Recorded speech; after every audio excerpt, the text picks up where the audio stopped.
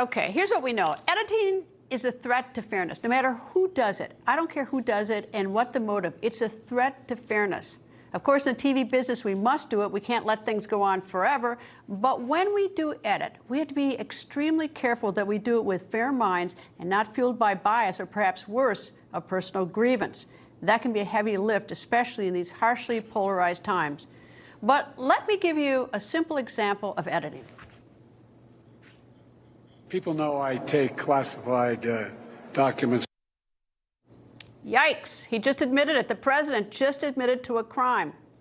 Oh, wait, let's hear a bit more. People know I take classified documents and classified information seriously. Oh, seriously, that word was edited out at first of the first soundbite I played. The president really or completely said he takes the idea of taking classified documents seriously. That is different than just saying he takes them. Now, you may think sarcastically that the president doesn't really take classified documents seriously, since classified documents were found in his home garage next to his classic Corvette. But even with that sarcastic thought saying, people know I take classified documents and classified information seriously. You know, it conveys a completely different impression than simply saying, people know I take classified documents. Okay, you get the point. That's what editing can do, which brings me to security camera video from January 6th in the U.S. Capitol. How many hours of footage are we dealing with? Well, it even depends on who you ask. There are reports the total time of all the videos is 14,000 hours, but other reports are that it was 41,000 hours. No one seems to be able to get that number straight. But we do know for certain that the January 6th committee did not air all the footage, whether it be 14,000 hours or 41,000 hours. That would have been very impractical. Instead, the January 6th committee presented thousands of hours of edited footage. The committee did not do it themselves, the editing. Instead, the committee hired, as Kilmeny noted, a former ABC TV producer. The end result? The edited tapes 100% conveyed the committee's views. And those views were developed long before the committee even held its first hearings. The committee used the edited footage to prove to you their views, their opinions of what happened. It was not a fact-finding mission, and it wasn't intended to be. The committee was right in part, not entirely, since they didn't show you all the video.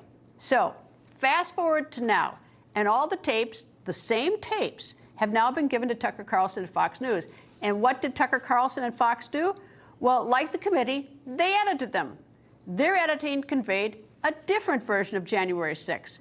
Fox broadcast their editing on an opinion show, and their editing was designed to counter the editing of the January 6th committee. In short, we have dueling editing. The same total tape, 14 or 41,000 hours, but with two different parties editing the January 6th committee and Tucker Carlson. It's as though they're showing two completely different events, which brings me back to where I started. Editing is difficult, it's risky, it's a threat to the facts, all the facts. It's the one reason that I like live TV or live-to-tape interviews, meaning there's no editing. You just show the whole thing. Of course, that doesn't mean that my show never does editing. We do. But it's far from my preference, since I know the obvious risk to fairness with editing, regardless of the intent. But now, what do we do about the dueling editing? January 6th committee editing versus Tucker Carlson editing. You can either just pick sides, but you know that's not a good idea.